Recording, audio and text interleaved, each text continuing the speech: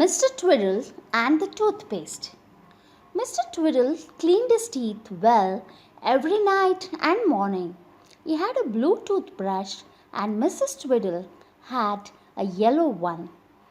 Mr. Twiddle liked toothpaste in a tube and Mrs. Twiddle liked it in a tin. So they couldn't possibly mistake each other's brushes or toothpaste when they cleaned their teeth.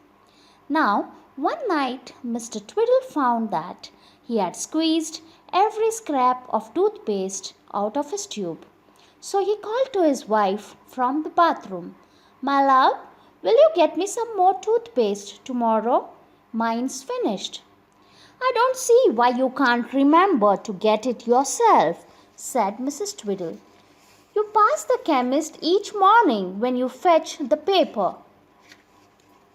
"Well, I'll get it then," said Mrs. Twiddle. "You'll never remember," said Mrs. Twiddle. "I know you, Twiddle. If you had to get your own toothpaste, you would never have any to clean your teeth with for the rest of your life." "What an untruthful thing to say," said Twiddle, feeling quite cross, especially as he knew it was very likely true. He did have a very bad memory.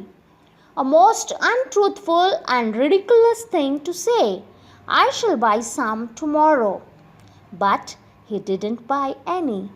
He passed the chemist on his way to fetch the paper, but he didn't think about toothpaste at all, although one side of the window was filled with nothing but different kinds of toothpaste.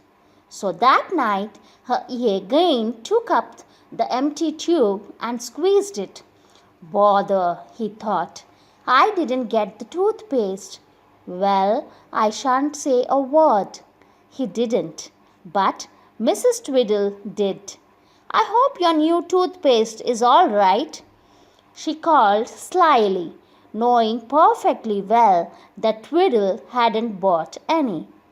"I'm going to buy some tomorrow," said Twiddle in rather a high and mighty voice. He went to get his paper as usual the next day, and when he came to the chemist, he stopped. Now, what was I going to buy here? He wondered. What was I going to buy? A razor blade? A bottle of cough mixture? Some blackcurrant lozenges? He went in and bought all of them, thinking that one of them must be right. Mrs. Twiddle smiled to herself when she saw what he had bought. "You decided not to clean your teeth with toothpaste, after all," she said in a polite sort of voice. "I see you have been to the chemist and bought quite a lot of things, but not toothpaste." Twiddle felt so angry with himself that he nearly boxed his own ears. He went very red, and Mrs. Twiddle laughed. "I'll buy some for you myself this afternoon," she said. So she did, because she had a very good memory and hardly ever forgot to do what she said she would. She came in at tea time with the shopping in a basket. She went to put the kettle on and then she unpacked her shopping. "There's your toothpaste," she said, picking up a long tube. "And here are some buns for tea. And here's a new pair of brown laces for you. And please put them into your brown shoes, not your black ones. And here is some glue to mend that broken teapot spout. And here is a new book from the library. And I remembered to get you the soap you like." "Thank you, my love," said Twiddle, wishing he had as good a memory as his wife had. "Now do take the things that belong to you and put them away," said Mrs. Twiddle. But of course Twiddle didn't. He left the laces and everything else on the side table, and Mrs. Twiddle felt quite impatient when she saw them there. "Now he'll forget where he put the laces and the toothpaste," she thought. Well, well, I shan't put the laces in his shoes for him, and I shan't take his toothpaste upstairs. He really must learn to do little things for himself. So, when Twiddle came to do his teeth again that night, once more he found that all he had on the shelf was an empty tube, quite squeezed out. Now let me think, he said to himself. Just let me think. I have got some toothpaste now. Mrs. Twiddle got it for me. It isn't here, so it must still be downstairs on the little table. I'll go and get it before she asks me if I've cleaned my teeth. So Mr. Twiddle crept downstairs in the dark, went to the little table in the kitchen, and groped about for the toothpaste tube. Soon he went upstairs again, very quietly, holding a tube in his hand. He didn't know he had the tube of glue instead of the tube of paste. He had quite forgotten that Mrs. Twiddle had bought him some glue to mend the old teapot for her. Twiddle, are you cleaning your teeth properly tonight? Called Mrs. Twiddle from the bedroom. Yes, dear, of course, answered Twiddle, taking off the top of the tube of glue and squeezing some glue onto his toothbrush. Funny color, he thought when he saw it. Not the same as usual. And what a nasty fishy smell. I wish I had gone to buy the toothpaste myself. Mrs. Twiddle hasn't bought the kind I usually have. He began to rub his teeth with it. Oh, what a dreadful taste! Twiddle couldn't bear it. He tried to open his teeth to rinse his mouth with water, but to his amazement and horror, he couldn't get his teeth apart. No wonder, because the glue was sticking them fast together. Twiddle, aren't you ever coming to bed? Called Mrs. Twiddle impatiently. Ooh, said Twiddle, trying to say, just coming. His lips seemed to be sticking together now. Whatever could be the matter? What did you say, Twiddle? Called Mrs. Twiddle, astonished. Answered Twiddle, feeling really alarmed now.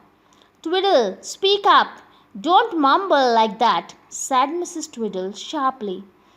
Poop, poop, poop, poop, said Twiddle, and looked at himself in the mirror in fright. Why couldn't he talk? Why couldn't he open his mouth? Whatever was happening?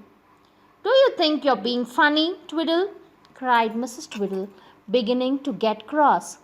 Twiddle didn't think he was being funny at all, but he did think he was being very strange. He worked his lips about, trying to open them, but they were stuck fast. Mrs. Twiddle jumped out of bed. She wasn't going to let Twiddle behave like that to her, mumbling and muttering instead of giving her a proper answer. She came sailing into the bathroom in her dressing gown, looking so furious that Twiddle felt quite frightened. Twiddle, what's the matter with you? Answer me at once, said Mrs. Twiddle. But that was more than poor Twiddle could do. He stared forlornly at Mrs. Twiddle and then tried to open his mouth by pulling at his stuck together lips with his fingers, making a curious gurgling noise as he did so. The man's gone mad, said Mrs. Twiddle in fright. Oh dear, I'd better get the doctor.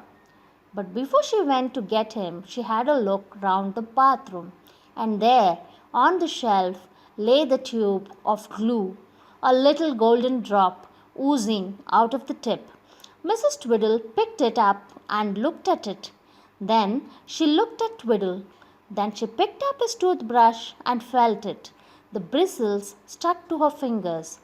Twiddle, said Mrs. Twiddle. Oh, Twiddle, first you can't remember to buy yourself toothpaste. Then I buy it for you. And yet you go and clean your teeth with the glue I bought to mend the teapot spout. Twiddle, are you mad or just plain silly? What am I to do with you? Twiddle stared at the tube of glue in horror. His eyes looked ready to drop out of his head. So that was why it smelled so fishy. Good gracious, he had stuck his teeth and lips together, and perhaps he would never be able to get them unstuck again. Mrs. Twiddle always bought such strong glue. You'd better come to bed before you do anything else silly, said Mrs. Twiddle. Come along. You'll be washing your face with the toothpaste and brushing your hair with the bathroom stool if I leave you for a moment. Mr. Twiddle got into bed, very sad and very much alarmed. It was awful to have to listen and listen to Mrs. Twiddle and not be able to answer back at all. He felt so bad about it. After half an hour of listening, that some big tears rolled down his cheeks. And there must have been something very strong in poor Mr. Twiddle's tears, because the drops unstuck the glue on his lips and teeth, and he was able to open his mouth again to speak. Oh, how glad he was! He sat up in bed and opened and shut his mouth like a goldfish. Oof! Said Twiddle, finding his voice again. One more word from you, Mrs. Twiddle, and I get the glue and stick your lips together. Just one more word. And Mrs. Twiddle was so astonished to hear Twiddle talk to her like that she didn't say another word. So Twiddle was able to go peacefully to sleep after he had washed his lips and teeth well to get rid of the taste of glue. But Mrs. Twiddle did have the last word, of course, the next day. She gave Twiddle the teapot to mend and handed him two tubes, the tube of toothpaste and the tube of glue. You probably want to use your toothpaste instead of the glue to stick on the spout, she said in a polite voice. So here are both. Use which you like. And that annoyed Twiddle so much that he actually thought about what he was doing and mended the spout really well with the glue.